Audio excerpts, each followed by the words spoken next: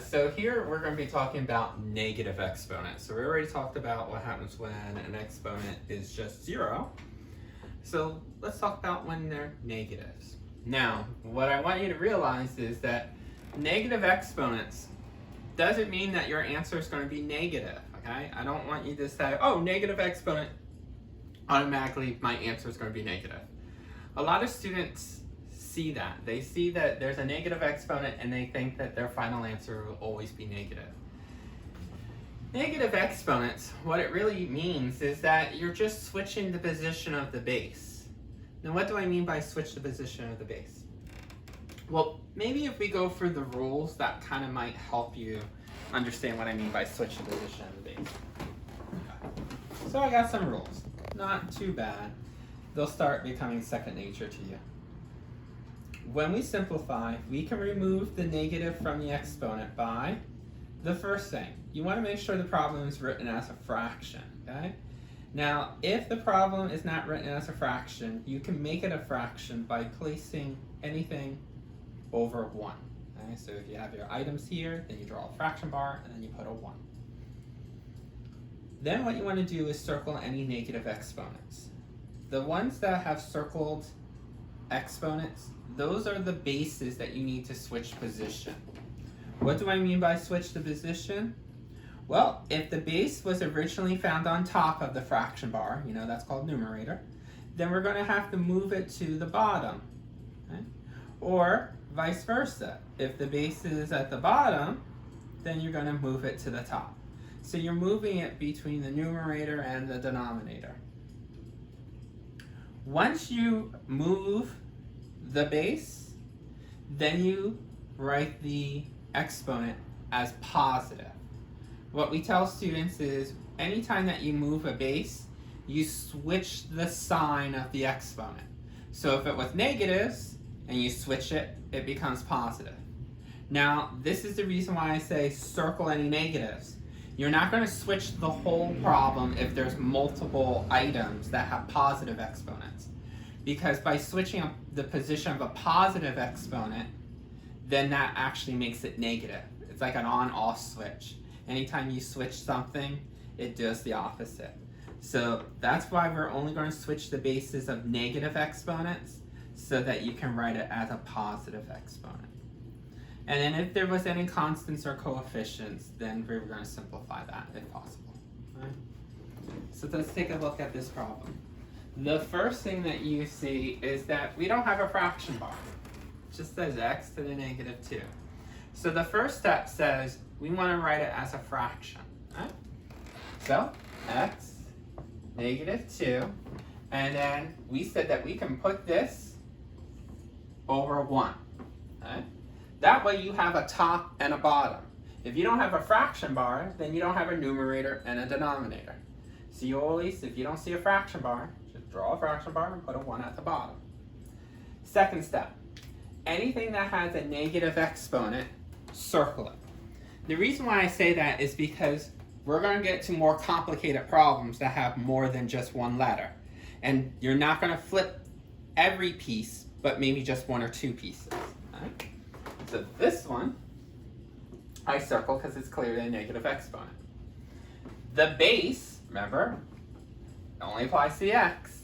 To get rid of this negative exponent, I need to switch the position. So what I'm going to do is I'm going to draw another fraction bar, just to help. So this was found on top, but I want to get rid of the negative, so then it's going to go opposite, to the bottom. Step 4 says, once I switch the base, one from top to bottom, then I can get rid of the negative from the exponent. So I can just call it 2. Now notice there's nothing left on top. Remember, if there's nothing left on top or nothing left on the bottom, there's always an understood 1. So this, rewritten without the negative, actually becomes 1 over x squared. There's no constants or coefficients that we have to simplify, but notice my answer is not negative. like I said, negative exponents doesn't have to deal with my final answer being positive or negative. All that negative exponents means is that we're going to switch the position. Doesn't look like it was on top, but remember, any whole item can be placed over 1. So currently it's technically in the top. We just had to bring it down to the bottom. And when you bring it down to the bottom, then the negative exponent goes away to become positive. It switches the sign. Let's do some that have numbers, and then let's do some that has multiple pieces to it.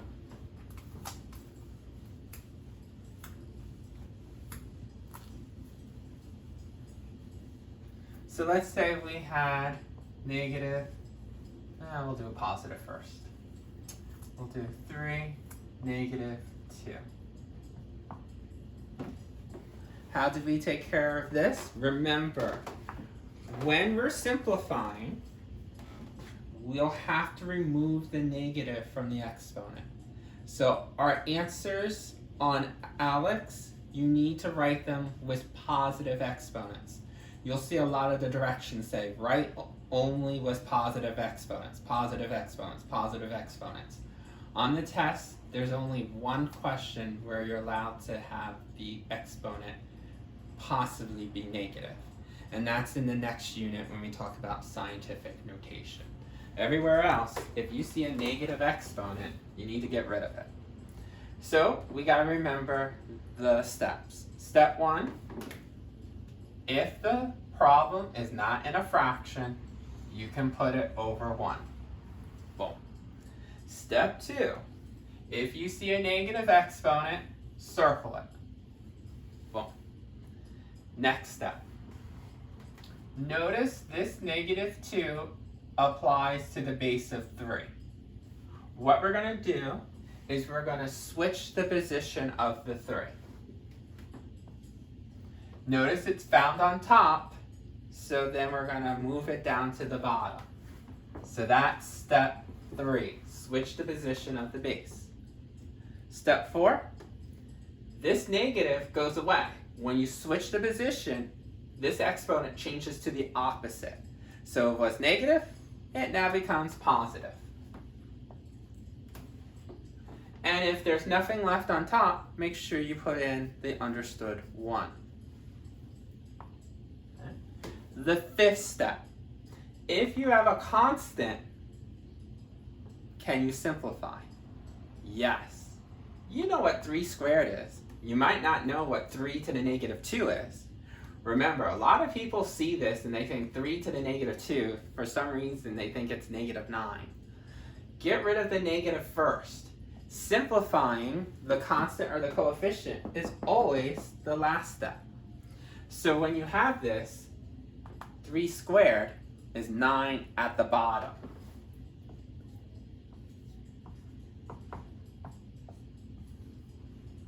Notice, even though this is a negative exponent, my final answer is a positive 1/9.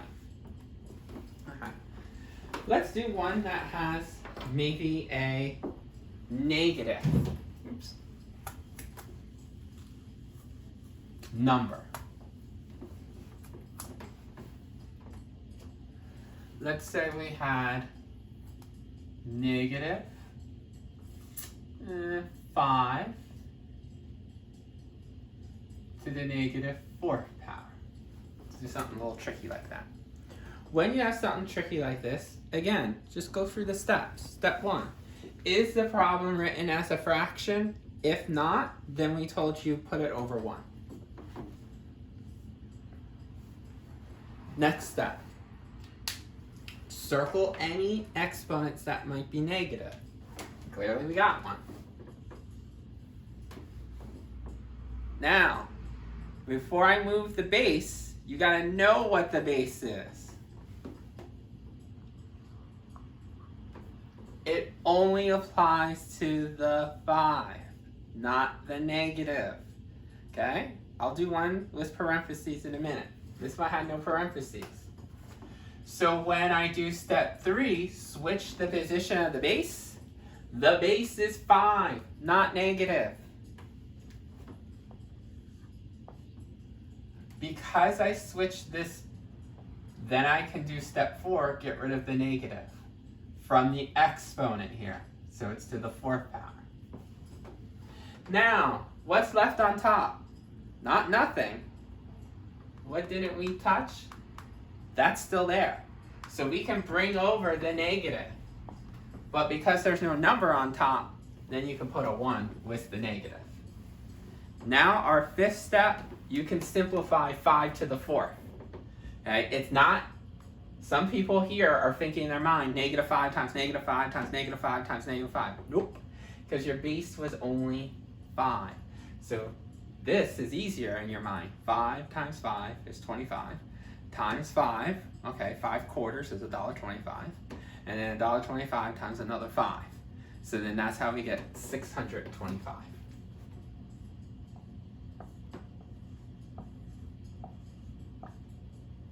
And then the negative is still there. Okay? If you want to write it like this, that's fine. Or sometimes you'll see it written like this. They both mean the same thing. Okay? Now let's do one that has parentheses, and then I'll do ones that have multiple letters. And then hopefully you will understand negative exponents. So let's do one. Maybe we have -2 parentheses with a -3. Alright. So the first thing you're going to do is ask yourself, do you see a fraction bar? Notice, yeah, I don't see a fraction bar. I will be doing problems that have fraction bars, but not in this little video. So if you don't see a fraction bar, place it over 1. So that way you have a top and a bottom. So that's step 1. Step 2, circle the negative exponent. Once you circle the negative exponent, we know that we're going to switch the position of the base. Make sure you know what the base is. It's a set of parentheses. Remember, the first thing it touches. So bring that whole base, the parentheses and what's in it, was on top, now goes to the bottom. Step 4, this becomes the opposite. Instead of a -3, you're going to write it as a +3. Is there anything left on top? Nope. So you can slip in a 1. And then finally, step 5, can you do this? Yes. Remember, this is the base, the set of parentheses. So you have 1, 2, 3 sets of parentheses, each with a -2. And if you multiply out, -2 times -2 is +4. +4 times -2 is -8. You can put the negative with the 8, or you can put it on the outside. It means the same. Okay? So let's do now problems that have more than one item.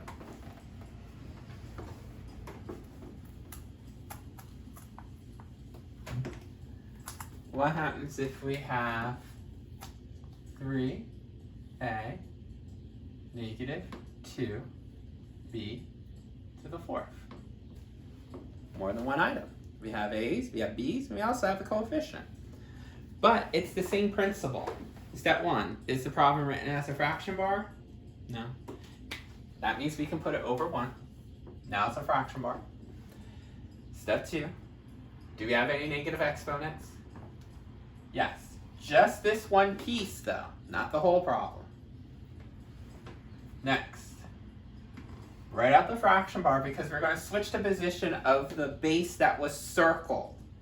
Do you know what the base is? If not, draw that little marker down and say, my base is only the first thing it touches, A. So this A moves. When you move it, notice it becomes a positive.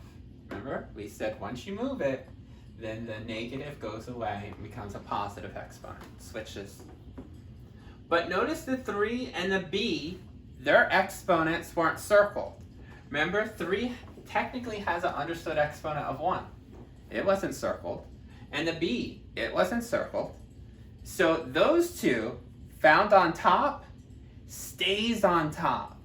A lot of people think negative means get the reciprocal, like flip the whole fraction upside down. Only switch the position of the ones that have bases that have negative exponents, not the whole problem. So the 3 will still be found on top. This was positive, so it stays. Because if you switch this b to the 4th and you bring it accidentally to the bottom, when you bring it down to the bottom, by actually moving the base, what was a positive exponent actually becomes a negative exponent. And that's what we do not want to do. Right? You only want to move the ones that are negative, because if you move the positive ones, you actually change the sign to the opposite. So that's why I'm keeping this. I'm not switching the position because I want to keep it positive. The negative ones I want to switch, so I switch the position to allow me to switch the sign of the exponent. But anything that's positive, I'm going to keep them where I found them. We'll do one more of these, and then that'd be it. Let's say we had negative 2x. We'll do maybe 2 negatives. Y, negative 5. How do we handle something like this? Again, go through those 5 steps. They're very helpful. Step 1, do you have a fraction bar? Do you have a fraction? If not, create your fraction bar, put it over 1. Next, circle any negative exponents. See how I didn't circle this guy, but I circled this one? Here, I'm going to circle this one, because it's negative, and this one, because it's negative. Next, the ones that have circled exponents, you're going to switch the position of the base. What's the base for this negative 5? Y. What's the base for this negative 3? It's not this negative, it's not this 2, it's just the x. And make sure you know what the base is. That's very important. So then when we move things, notice the y is going to move because it was circled. Found on top needs to go to the bottom. Once you move it to the bottom, we can get rid of the negative. It's just the opposite. This x, found on top, I get to move it. Once I move it, this changes to the opposite. Positive. But remember, this negative 2 is not part of the base. It technically has an understood 1. Notice I didn't move the negative 2. Found on top, I'm going to keep it on top. Not going to change it because it wasn't part of the base. This 1, remember, 1 times anything is this guy, so you don't need to bring this 1 over. Can I simplify any constants or coefficients? No, negative 2, there's nothing to do. So then this would be our final answer. Notice I didn't flip the whole thing because the negative 2 stayed on top. Only the ones that had the circle bases, or the circle exponents, did those bases change position.